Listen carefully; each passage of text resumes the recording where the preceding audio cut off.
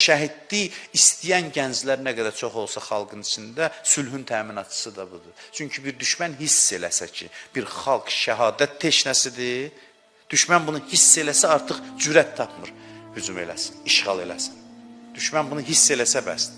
Bunu tam bilsə ki, bunlar tikə-tikə doğranar, torpağının bir qarşını qurban verməz, artıq düşmənin ürəyinə Quran deyir, qorxu düşür.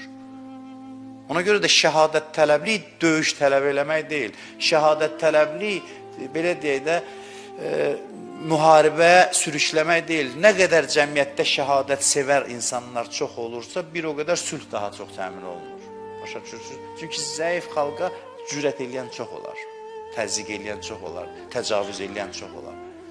Xalqın içində şəhadət sevər insanlar olsa, hamı, bütün texnologiyalar aciz qalır. Qüdrətlər gücdən düşür şəhadət tələbliyin qarşısında. Bir dənə şəhadət tələb insan yüzlərlə insana yol açır, cürət verir, məktəb yaradır.